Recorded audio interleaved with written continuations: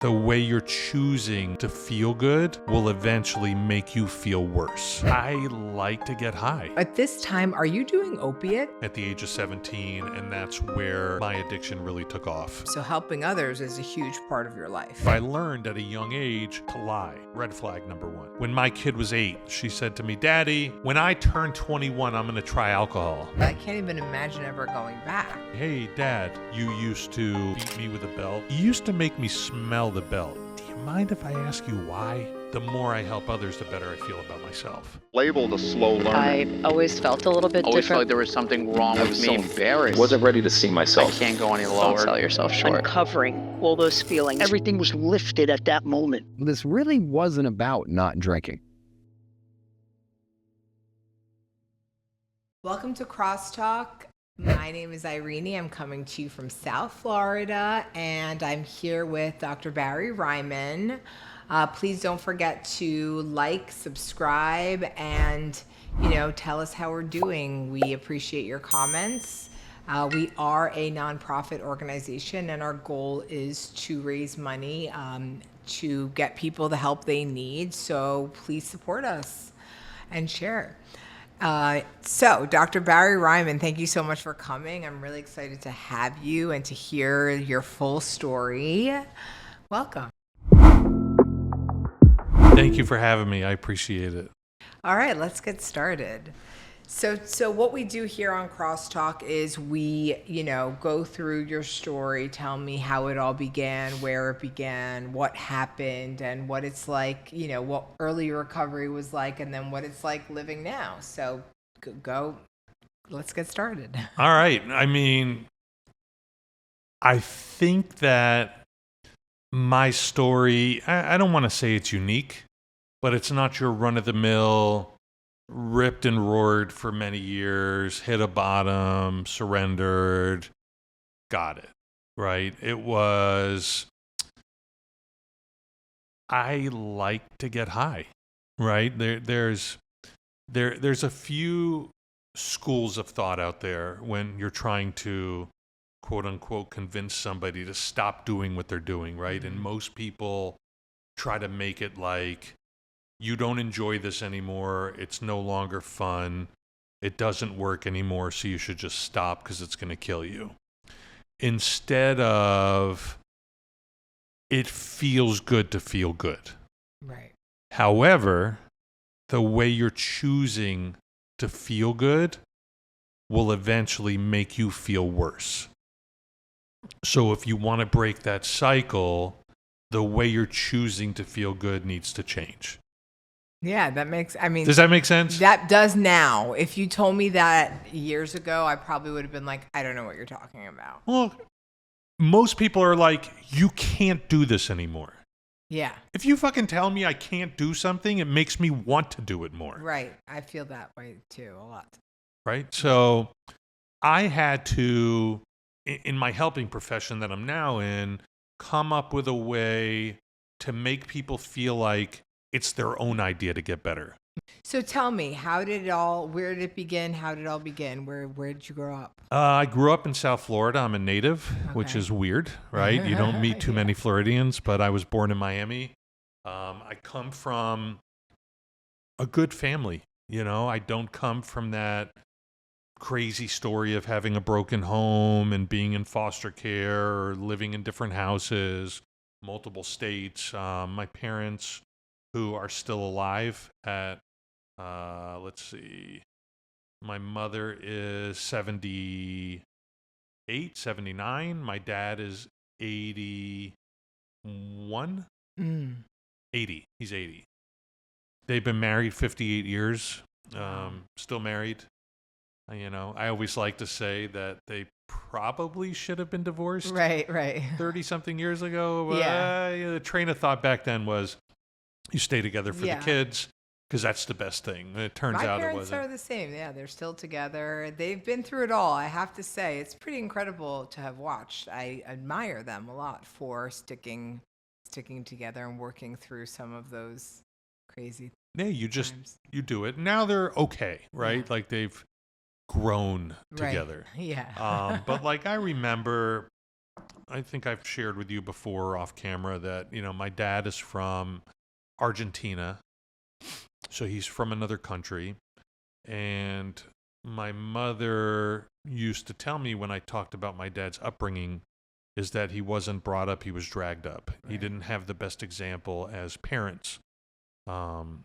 So he carried that with him into being my father and how he did stuff, and when it came to emotions. And my mom was or has been the polar opposite. She's an overbearing, in-your-face, emotional, codependent Jewish mother from Brooklyn, right? And my father was a very distant, don't show your feelings, but a provider.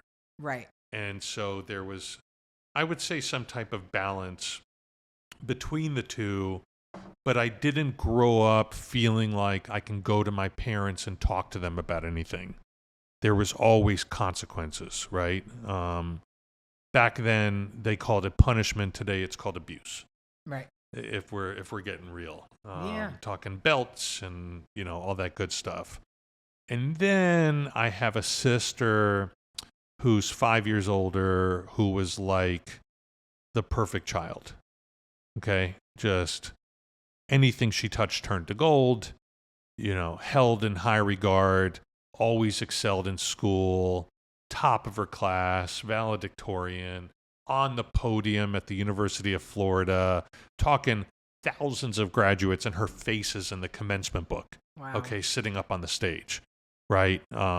She's now a partner in a law firm, a very prestigious firm, for the past 25 years, maybe more. Wow, time amazing. flies. And then there was me, who was the rebellious, I think they call it a black sheep. I once heard in a meeting that I was often referred to as a black sheep, and then after coming to NA or AA, I finally found my herd. Right. There's some common themes among us black sheep, which I'm sure you can relate to. But, I took the path of least resistance, of how much fun I could have, no regard to society or rules, and I kind of really was the guy who beat to his own drummer. I picked up a substance for the first time. I must have been about 12 or 13. It was weed, and kind of fell into the wrong crowd. I was a skateboarder and really loved the lifestyle of just kind of escaping. And I can think back to we look at addiction as a whole, and we know that it's a disease based on behaviors, right? And so I look back to what my life was like before I even picked up, and I feel like there's telltale signs to what I would call budding addicts, right? They talk about budding serial killers, that that I'm a psychologist, so there's warning signs for sociopaths and serial killers, right? Fire setting, bedwetting, cruelty to animals. I feel like with addiction, you can pick up on some of the telltale signs way before somebody picks up a substance. So having done some work in my recovery and looking back and doing something like a 4-step, I've been able to pick up on some of those patterns that started way before I actually picked up a substance. With the lying, right? Some of the mindset I carried with me. I was like a budding drug dealer. Okay, I remember being in elementary school, and we made these things called, people were selling them, these cinnamon toothpicks. I don't know if this was a thing when you were a kid, but I sold candy, actually. Okay, so I'm going to get there too. Okay. This is all in the same area, right? And it's so funny that you said that, because I'm going to tell you the story. But so they had these cinnamon toothpicks, and you would take these toothpicks and you would soak them in cinnamon oil for 24 hours overnight, and the next day you could sell them for 10 or 15 cents each one. I took my shit to another level. I did a 3-day soak. Oh, okay. And I would sell them for $0.25, right? But they were like the extra strength cinnamon toothpicks. I must have been in 3rd or 4th grade. And that's the same years that I used to sell candy. Okay. Oh my God. Then I would stop at Ecker Drugs. Remember Ecker Drugs? Yeah, I remember. And I would buy a big bag of blow pops, and I would dump them all in my knapsack, and I would sell each blow pop for $0.25. And when I got home at the end of the day, I had way more money than I started with. It's the Fast forward to when I Yeah. sold drugs, I'd buy a big bag of this, I'd break it up, throw it in my knapsack, sell it for this, and have a lot more money than until I started becoming my best customer. So you look back at some of the behaviors well before. I remember, and I'll share this story. When I was in kindergarten, we didn't have report cards. We would get something called a happy gram. Okay. And if you took your nap, Hmm. at the end of the day, you would get a little smiley face stamped on your happy gram. Remember those blue? I need one of those now. I'd Remember those- like a nap. those blue mats they used to make you sleep yeah, on? Yeah, and, yeah. your face would stick to it when you woke up. Well, I feel like I never could fall asleep, you know? So Now, give me a blue mat any day of the week. Like, let me take a nap. I must have had a really bad week because my happy gram became a sad gram. Oh, no. And every Friday we would have to take our happy grams home. They didn't have computers and email back then. We're talking, what was I, 5 years old? 1980. Right. Okay. So at 5 years old, I took my happy gram and I ripped it into a few pieces and I tossed it into the schoolyard. And I get home, and it's before I could even walk in the door, right? Because we walked home from school at 5 years old back then. That's what we did. And I had friends, and my mom answered the door, and right, it wasn't like, "Hi, Barry, how was your day? Happy Friday." It was, "Where's your happy gram?" It's that doom question. And I said, "I don't know. I didn't get it." "What do you mean you didn't get it? You get it. I don't know what." And then she said the magic words, "Wait till your father gets home." Oh, I hated that. So I did. I waited until Dad got home. "Where's your happy gram?" I said, I don't know.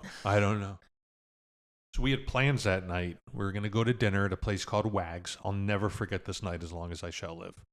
And it was going to be the four of us, me and my sister, who I then referred to as Inspector Gadget after this incident, and my mom and dad. And we were going to go to Wags, and then we were going to go to this carnival that they had at like one of the churches, like a local. Uh-huh. So we're at dinner, and Inspector Gadget says, "Why don't we go to the schoolyard to see if we can find it?" Oh, she's a narc. Yeah. My 5-year-old, 5 years older than me. She was in 5th grade. I was Yeah, in yeah. kindergarten.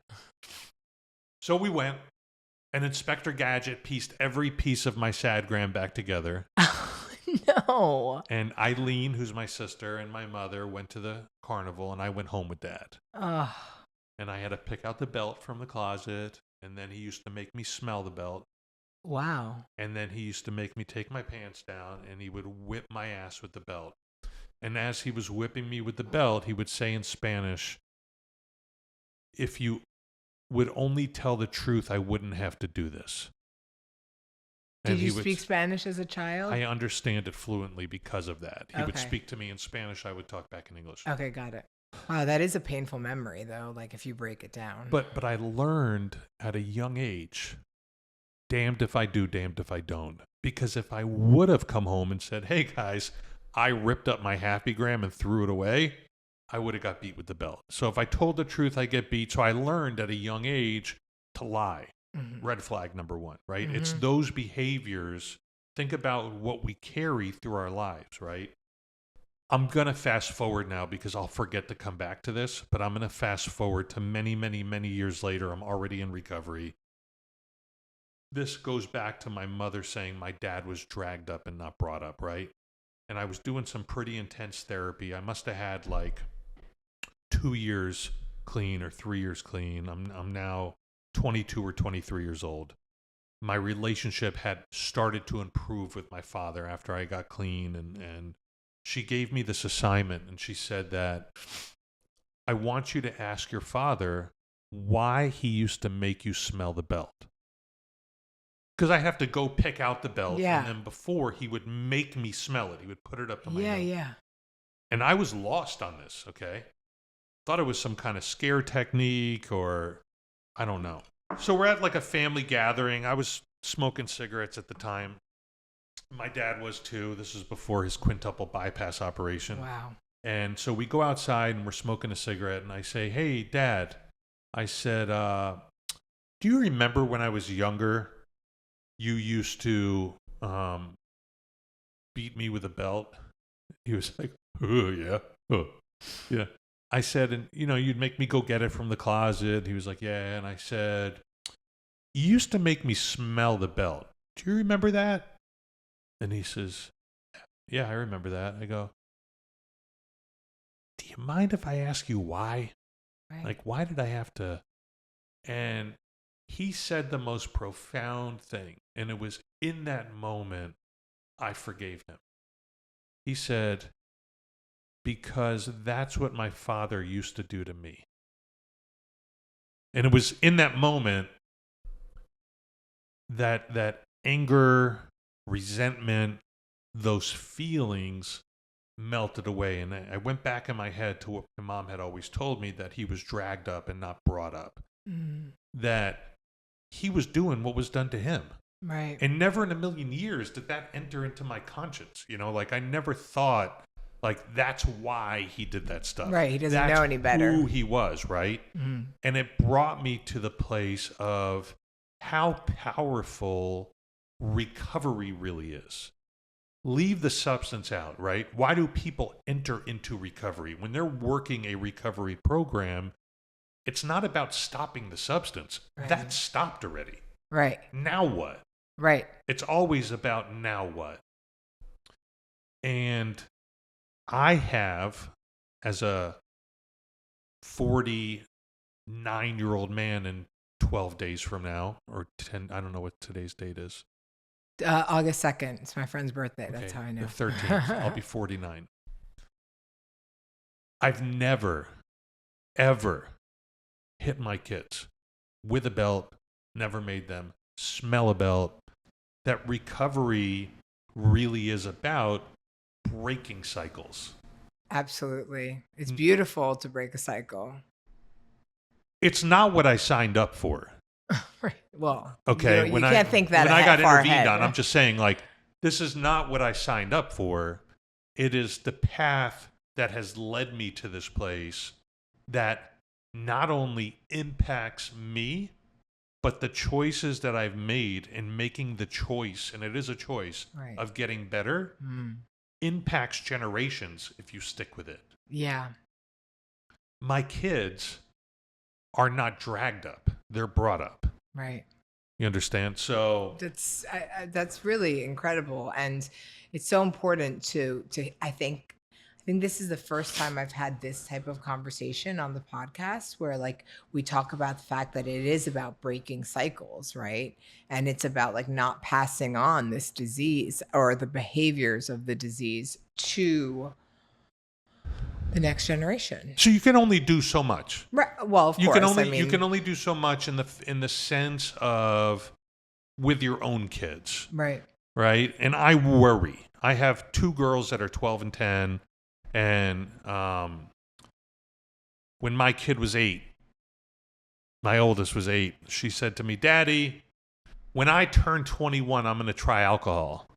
I said, "Really, Lily?" She says, "Yep. When I turn 21, I'm going to try alcohol."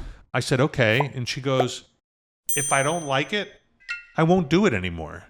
I said, "That's cool." She goes, "If I like it, I'll just do it in moderation, like every once in a while." I said, "That's fair." And she says, "But if it gets out of control, I'll just call you." And she's 8. She was 8 at the time. Yeah. This happened during COVID. At the same time, I would have them at NA meetings with me. I remember it was like a beach meeting because it was outside during the pandemic. And she spent 30 minutes behind the meeting spinning in circles. I'm like, after the meeting, I'm like, "What were you doing?" She goes, "I don't know. It just felt good." Oh, no. Warning signs. Oh, no.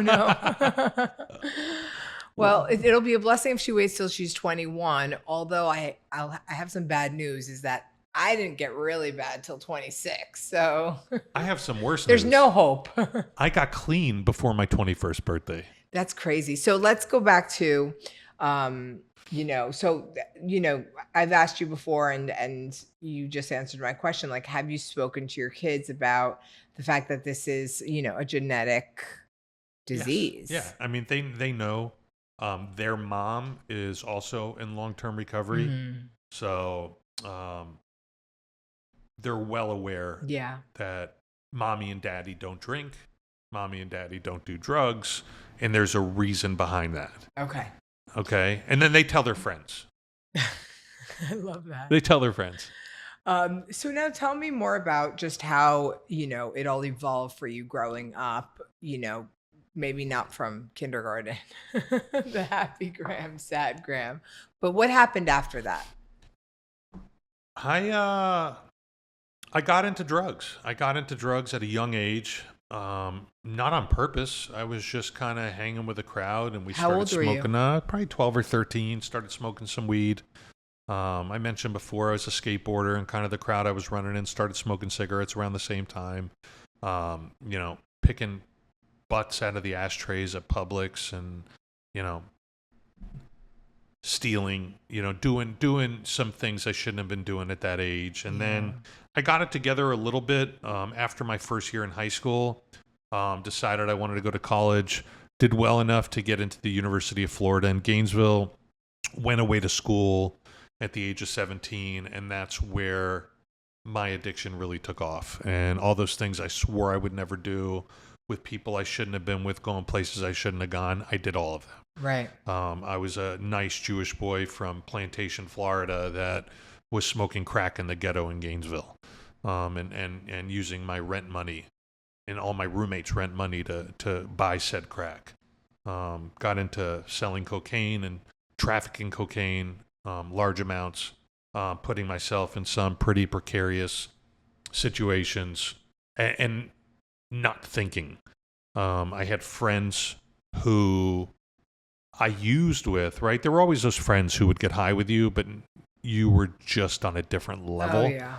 And I know I've shared with you before, but there was one night when I was 19 years old and I was away at school. And my buddy Mike had invited me to go out to dinner, and I pulled up to his house, and he kind of gave me the, come on in, 5 minutes. He was like, he was still getting dressed. Yeah. And so I parked and I went inside, and 20 of my closest friends were sitting in there. There was one empty spot on the couch. I'll never forget this night.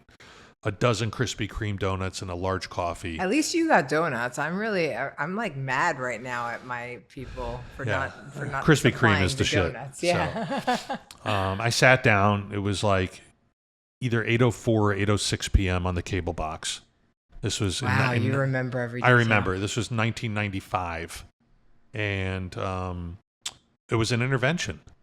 And they all went around the room and they shared about the person they had first met that first came up to school 2 years before that. And then they shared about the person I had become and the things I was doing. And they told me that I had to seek help. And they had a few things planned for me. One was, and I've shared this with you before, but they called them nah meetings. I love this. This makes me laugh so hard. The nah meetings. Nah meetings. Yeah. They were really NA meetings, but they were nah meetings. Right. Or they had me going to this intensive outpatient counseling at Tigert Hall, which was on campus. And they made me sign this paper. And they said that if I choose not to do this, they would get my parents involved. I'm pretty impressed at your 19-year-old friends at that time in life, right? You're in the 90s. I'm assuming like mid-90s. This is 95, yeah. Yeah. Having an intervention for you and not involving parents or a professional, all 19-year-old guys. That's pretty impressive. Yeah, men and women. Yeah. I could tell you, looking back on the crowd that was in there, the majority of that room is uber successful today. Incredible. Okay, two of those people, one of those people is a circuit court judge here in Broward County now. Amazing. Okay. And are any of them in recovery? Just out of curiosity? No. Oh, okay. So they were all just like recreational, like recreational coke doers, they're ecstasy and I know people who can do that. And Yeah. I'm amazed by it when I speak to some friends and they're like, yeah, I'm going to Berlin for the weekend. And I'm like, good for you, good for you that you can go back on Monday. Like I just could never return from, I Right. haven't been to Berlin, but like I can never return from Berlin, so to say. So they have me sign this paper stating that I would stop using and I would go to this counseling or these non-meetings and then they wouldn't tell my parents. So I sign away, at this point it's after midnight. It's 4 hours of this, okay? But I realize that in my pocket, I have this really fat bag of Primo, what we used to call Crippy. Crippy was like the dank weed. So this is back Like in Kush, 95. what I would call Kush, Kush. dank, Yeah. no seeds, wet crystals on it, stinks. Mm-hmm. And so I say to them, I'm like, look, guys, I said, I really appreciate what you guys have done for me here. Like, it's so appreciated. You have no idea. But I have this really big bag of weed, and I was thinking since I've already used today, right? It's 8 o'clock at night. It's now midnight. Why don't we all I'll smoke everybody out. We'll all use my bag and we can start tomorrow. So the meeting of the minds takes place. They all go in the other room. They leave me alone on the couch with now there's 6 donuts and not 12. Coffee's gone. And after like 5 or 10 minutes, they come out and they're like, okay, but tomorrow we're going to start. I love it. Oh my God. So the thought was there. Right. I think it's like that starting the diet on Monday Yeah. thing, same thing. So I think I lasted 24, 36 hours after that until like it was 24, 36 hours that I hadn't slept. So I was on benzos and I was on, there was a lot of stuff I was taking. It really wasn't safe for me to just quit. I didn't know about things like Detox back then. Right. Long story short, I wind up leaving Gainesville a few months later for good. I had to come home. I told my parents about, what was going on. They threw me again into an IOP program, an intensive outpatient program. I still continued to do the wrong thing. I was going to GNC and buying this stuff called Puri Blend Tea that you would take for drug testing, and you'd have to drink a gallon of it. Ugh. And it was working until I got cocky and I was smoking like an hour before my drug test. And another story where I was working at a summer camp. I was home with all my friends and I was a counselor, senior counselor, and I was literally doing the wrong thing. I was selling drugs to the counselors at the camp, not the campers, Right. to the counselors. And I wound up getting busted. And they very easily, Nancy Bowen was the camp director. She very easily, obviously, could have called the police and had me arrested. Instead, she did something worse. She called my father. Ugh. And I walked into the camp office, and my father was in there with his legs crossed and his arms. And And even in your early 20s, I'm sure that's like the worst feeling. she was holding pills in one of those little sample cups you get at a restaurant, shaking them.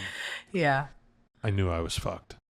So, and even then, I didn't stop, right? I just faked it till I made it. And wound up re-enrolling in school down here and took 8 classes, dropped 6 of them, failed the other 2.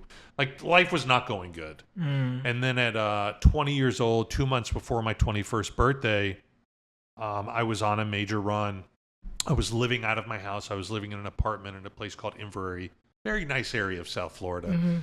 And I was seeing this doctor. His name was Dr. Rick Harris. He was my psychologist that I got placed to see when I was 19, right after all this stuff went on with the camp and the outpatient. And I had an appointment to go see him. This was Wednesday, June 19th, 1996. And I show up to my appointment, and sitting in the waiting room was Inspector Gadget, my mother, and my father. So my whole family. Right. Sitting in the waiting room. And I said, what is this? It was Krispy Kreme all over again. No Krispy Kreme. My style of intervention. We went into Dr. Harris's office and they did the intervention on me. And that night I got tossed into a detox facility. It was June 19th, 1996. And I got intervened on by my family. enough was enough. Okay, there's many stories I can tell you about me stealing from my family and my dad marking $100 bills that he would keep in his closet that I was going in there and peeling off. It was really bad stuff, seizures and hospitalizations the night before Thanksgiving, and things were not going good. I fell into a bowl of Chinese food on Christmas Day. Oh, how appropriate. Yeah, it was good. Well, at this point, I'm 6'3" tall. I'm 140 pounds soaking wet. That's scary. Scary. That's scary. I get put into this detox facility. I land there at about 2:00 in the morning. And I did not go in with the mindset of today's a great day to stop and I want to give up my best friend for life, which was my substance. Wait, I just have one question. So at this time, are you doing opiates? Not really. I wasn't an opiates person. They didn't even. There was no such thing as OxyContin in 1996. That's what I wanted to ask you. Were there the pill mills? Because I know we're in South Florida, where the pill mills were every corner. We're talking now. I have 28 years clean. Incredible. Okay, Incredible. and June was 28 years. Yeah, that's amazing. There was no such thing as OxyContin back then. Yeah. Okay, I did Dilaudid. Right. And I did morphine. Those were some memorable nights that were not so memorable. Right? But my substance was really more. Whatever was in front of me. More. Me too. Crack cocaine, meth, cocaine, lots and lots of benzos, Xanax, Valium, roofies, which were big back then. They were like the Quaaludes. I don't know what roofies are. Rohypnol. It was like flunitrazepam. It was like the Quaaludes. Yeah. Okay? I was like uppers. Anyway, it doesn't matter. But either way, you're in detox. You don't want to get rid of your best friends. I'm in detox. I didn't go in there with the mindset of, yes, I've hit a bottom. I cannot wait to get better. I'm completely done. Right. I went in there with the mindset of, if I don't do this, I'm going to be disowned. So I made a decision, to give it 90 days. Okay. 90 days. Not 90 days of treatment, just 90 days in general. For 90 straight days. Were you going to go to these NA meetings? I was going to go to these NA meetings. I was doing detox and treatment, and I was going to give it 90 days. And after 90 days, if I don't look better, if I don't feel better, if my relationships haven't improved, drugs will always be there. We're not going to go through prohibition again. That I owe it to myself, to my family who's been through hell with me, to Inspector Gadget, 90 straight days, and on the 91st day, I'd reevaluate. I went into detox. I heard some crazy stories of these alcoholics. I was in there with a cardiologist who rewired his windshield wipers. Okay, listen to this shit. Put alcohol where his wiper fluid would go, and then rewired the clear hose that was supposed to go into his wipers into his door frame inside the car, and he would pull it out and do this with the wipers. Stop it. I swear to God, I'm not making this up. Like, how would I make that up? I don't know how you would make that up. It's ingenious. That is incredible. But he took Savage to a whole nother level as an alcoholic, okay? Oh my God. Talk about drinking and driving. That's the only place you can drink is if you're driving. Oh my. Like, oh my God. Not the smartest thing, but very smart. That is terrible. So like, I'm in treatment with these people. I'm young. I'm 20 years old. People didn't go to treatment at 20 back then. It was like, right. And so I went through detox. I went through treatment, and I started going to these NA meetings. And for sure, I thought NA was going to be like a cult.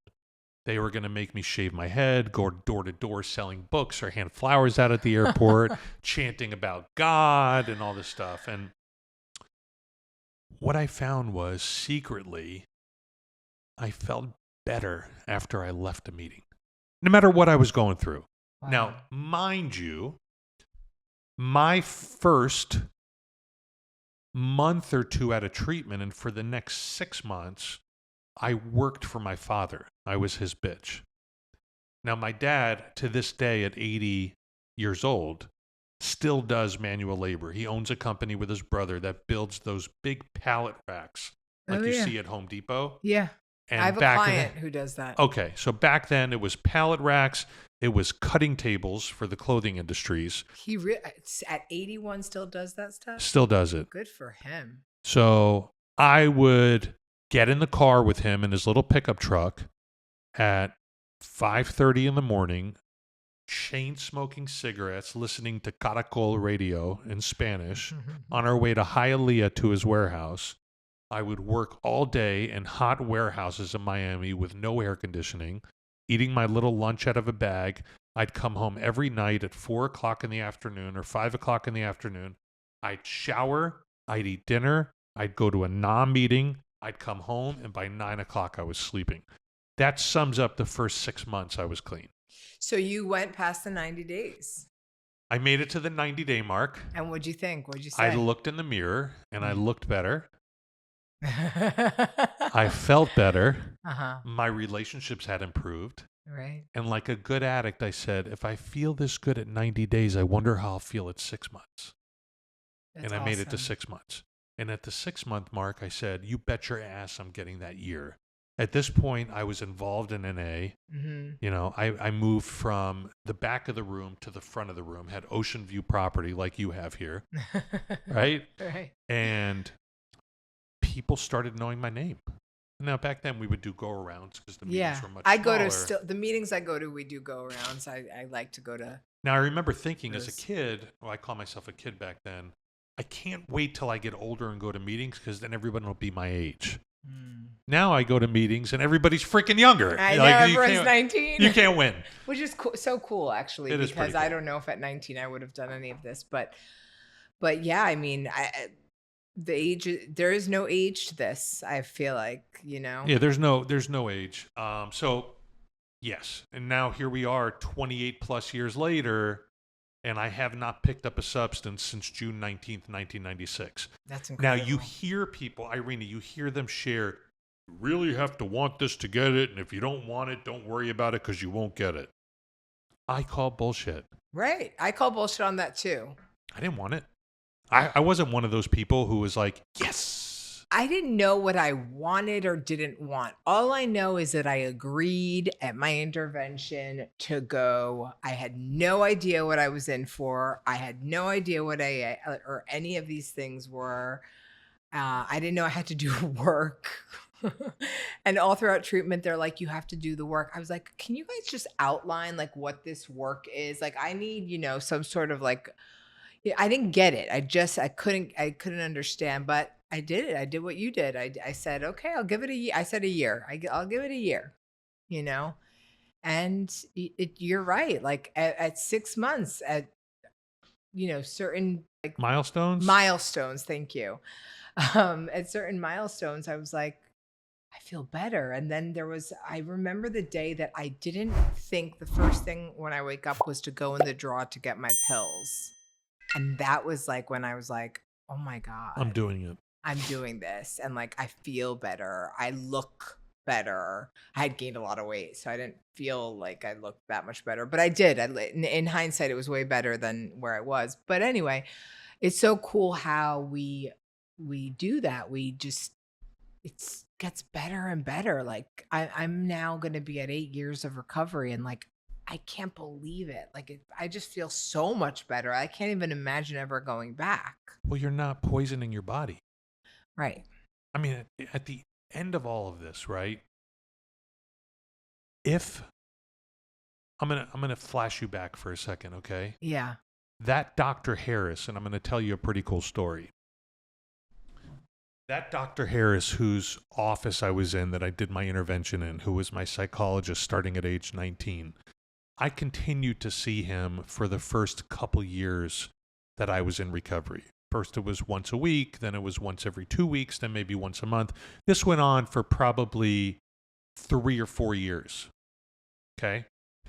And I remember in one of my early sessions with him, I probably had maybe 6 or 9 months clean. He said to me, he goes, Barry, if I invented a drug that you can do all day long and not have consequences, would you do it? And I was like, hell no, no way. Drugs are bad, okay? You know, like I was like, that meetings brainwashed me. Like I was like, no way. He goes, I'm telling you, if I invented a drug you can do, feel great, and not have any consequences, you don't lose your job, you don't spend the money in your bank account, you wouldn't do it? And I thought about it for a second, and I said, well, hell yeah, I'd do it. He goes, of course you would. Right.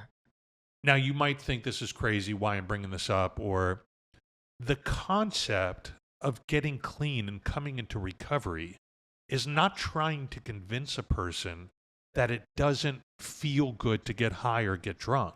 Right. The concept is, if you have the ability to get high and get drunk and not have consequences, continue doing it. But and I can only speak for me, would not be in the position I was in if I had that ability. So coming to accept that I don't have the ability to successfully moderate and get high and get drunk, I have a decision to make. It's all or nothing. I'm the same, and it's what I tell people. I'm like, I know for me that it's all or nothing. It's all or nothing. And I can't speak for others, but for me, it's like that. Cool story.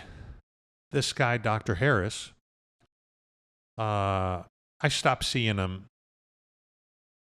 I think I was maybe 3 years clean, something like that. And I was still trying to figure out what I wanted to be when I grew up. I left Gainesville after 2 years. I wound up re-enrolling at FAU, started studying psychology, was not 100% sure what I wanted to be.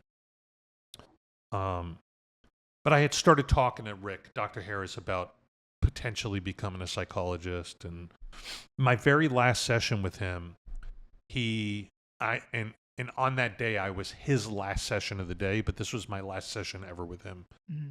He took me out the back way through like the employee exit because he had to lock up. Mm-hmm. And on the wall, he had these wooden mailbox slots with all people's names under each slot. Remember those, yeah. Right? Inter-office mail. Yeah. And I said, wow, Dr. Harris, I didn't realize you had so many psychologists working for you. He goes, yeah, maybe your name will be up there one day. And I was like, I shrugged it off. He and I lost touch.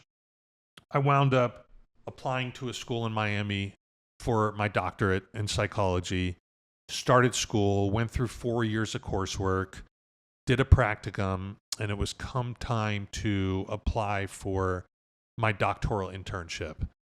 So I applied in Chicago. I applied in California. And you don't get paid when you do for these? internship. No, typically not. Yeah.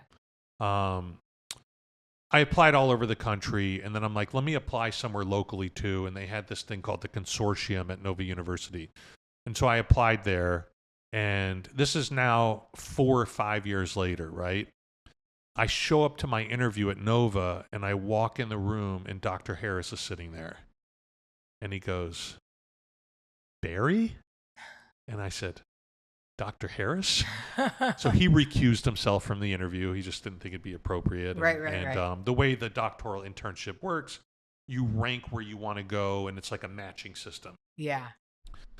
I wind up matching at Nova, and that was where my doctoral. And you don't think he had any? I don't know. To this day, it's a little suspect, but I was going to get placed somewhere, no matter what. Yeah, okay? Even if the others in the room were like, oh, well. So I wind up matching at Nova, and once you complete your internship for a year, and I worked with like juvenile sex offenders, it was really interesting. Wow. So my degree was in forensic psychology. Mm-hmm. And I now have to do a year-long postdoc residency. And for your residency, you can do it anywhere. And I wound up doing my year-long postdoc residency at Dr. Harris's office, and my name made it up on the mailbox. That's awesome. I love that. How cool is that? Yeah, Take full it a circle. Step further, my dissertation that I had to do, which is before you could be called doctor, you have to do a dissertation. So it's either a study, a research study, or you can design a program. And now we're talking, this is 2000 and I don't freaking know, 2008. Okay. I designed an intensive outpatient program using what was called evidence-based methodology. So something called neurobiofeedback, interactive journaling. He became my chairperson for this dissertation. And normally when you defend your dissertation, you're done, they call you doctor, you have this book you wrote and it goes up on a shelf and you go on with your life.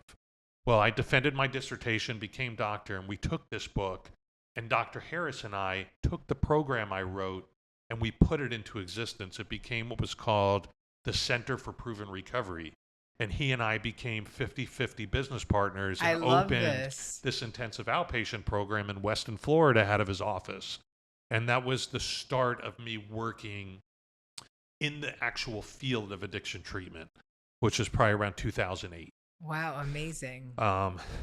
Later on, he became my partner in a residential treatment center we had together for about 5 years. It was so full circle. This person's office that I was in at the age of 19, 10 years later, 15 years later, became my business partner, which That's is incredible. just like, it's a pretty cool story. Yeah. And he still has his little office in Weston. He's got an eating disorder, IOP.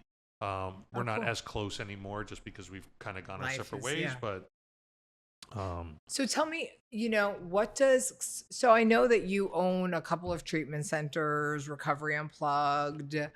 You've done a recovery podcast, which I listen to. You have extremely successful celebrities and artists on there, like Korn and so many others.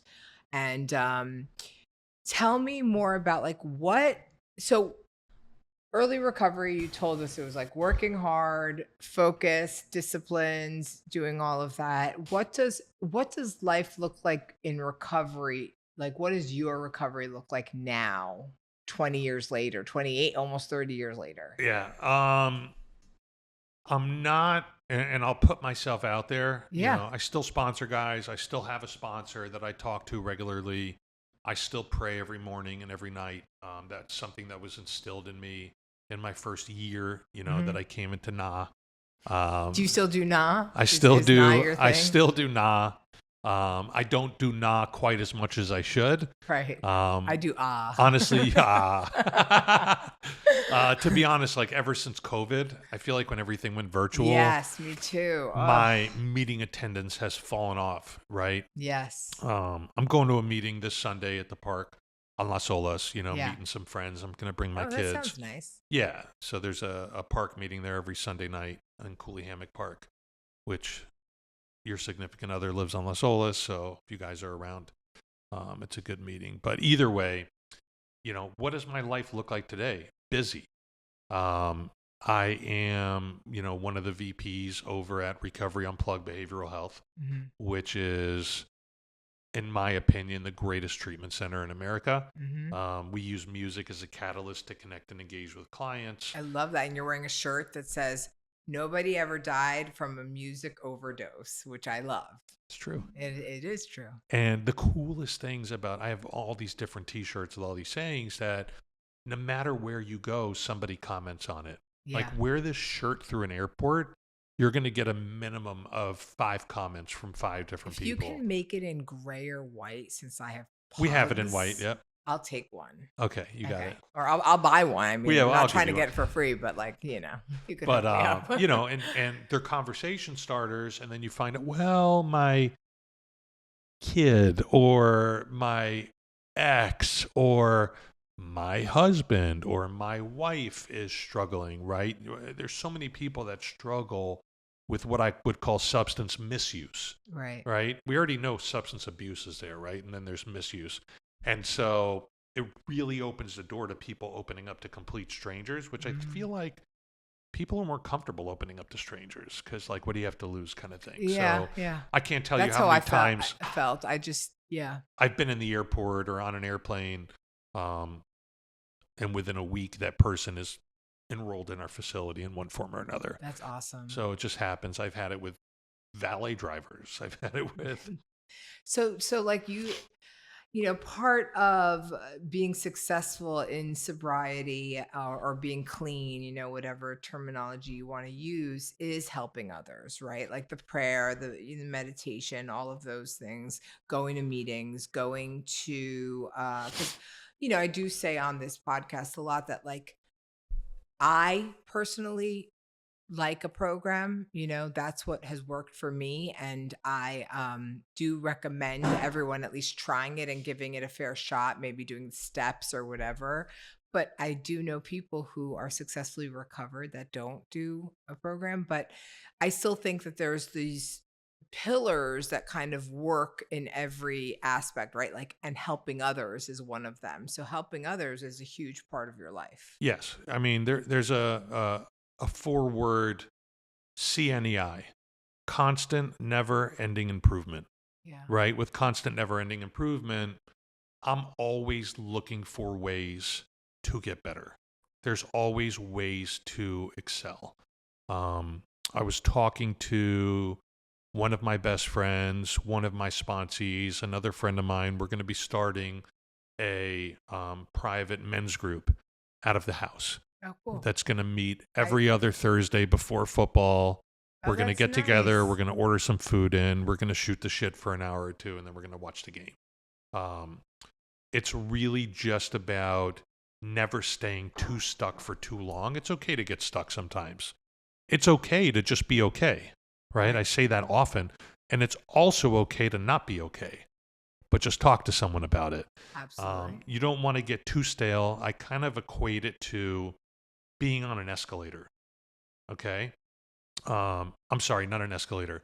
Being on an escalator that's going down. Or you gotta constantly like, And you got to go against it. constantly keep going, because if you stay stuck for too long, you run the risk of winding up back at the bottom again. So you always got to keep it moving. And it's okay if you stay stuck for a minute. You know what I mean? Yeah. As long as you keep moving forward. And that's kind of the best way to put it. Yeah, I totally agree with that. I do think that recovery ebbs and flows, and that's normal. I mean, we are human, right? So like just because you get sober, stop drinking, stop doing drugs doesn't mean like, oh, life is perfect. You're never gonna have any issues. You're always gonna have money and da, da, da. No, it's you still have to work, you still have issues. People in your life still get cancer, like there's all this stuff that happens. And it's even better because you can deal with it sober. Like I can show up for my father today. I talk about that all the time. It's so cool. He has cancer. He's 86. And even though I don't live in New Jersey, which he would love me to, I was like, Dad, if I live up here, I'm going to be using. And then I won't see you anyway, because I'll be out every night and I'll be not texting you back and not showing up and disappearing for weeks on end. But I rather be sober and be able to come visit you every 2 months, and see you not as often, but see you and spend time with Sure. you and be with you, right? Like you're able to actually engage with society. Yeah. Recovery teaches you to be present. It teaches you to be selfless. It also teaches you to take care of yourself at the same time. Because like you said, if you don't take care of you, you're no good to anyone else. This has been just a hell of a year. This past year has been one of the hardest and at the same time one of the most rewarding years I've had. I'm very lucky to have 2 beautiful girls in my life that are 12 and 10. I have an ex-wife that I'm very amicable with. We're great co-parents. Thank God. I have a beautiful fiance who's got 2 boys that are 7 and 8. And I think I remember you told me when you were going to get engaged, like Yep. you were going to propose. Yep. And we blended a family. And on November 11th of last year, her then 7-year-old, now 8-year-old son was diagnosed with leukemia. And this has been one of the most difficult journeys that we've embarked on as a new unit, right? It would be hard for anybody, but watching a 7-year-old with cancer and the type he had, which was an aggressive, he has like a rare chromosome that made it much more difficult to treat, and watching the stages of everything that we've gone through from November 11th to present day and where we're at has really been a remarkable journey. Thank God. So, it's without recovery. Like she said to me, her name is Francie. she said to me the other day, she just looked right at me and she said, I'm so glad you're in recovery. We're sitting in the car. Yeah. She said, I'm so glad you're in recovery. And I just kind of head nodded, like, but I felt it, because had I not been, Right. I wouldn't even be in the position that I'm in. But Right, of course. to be able to be present and to be there for him and her, right? And at the same try to balance being there for my daughters that I have 50% of the time, Yeah. being there for Recovery Unplugged, which I'm heavily invested into, and helping others at the same time. The more I help others, the better I feel about myself. And so he's doing great now. You know, he had a bone marrow transplant. They are still in Miami and will be for the next couple months. He has to remain close to the hospital. His numbers have skyrocketed. Knock on all kinds of wood. Everything is really good with him. But I've never dealt with anything like this. Yeah, that's scary. Hey, you don't- Thank God you have the means. I was saying earlier, like, thank God you have the means to stay close to the hospital. Thank God you have the means to get him the care. I'm sure that he's at probably a great hospital and everything. Yeah, he's at Nicholas Children's. So, you know, but he did most of his treatment at Joe DiMaggio's in Hollywood, but they're just not a transplant hospital. So he checked into Nicholas on June 3rd and was there for 49 days, got out 2 Mondays ago, and then has another 2 months in this has been like, we're at the tail end of this journey. So, but either way, like, without recovery, without a support system, without my friends,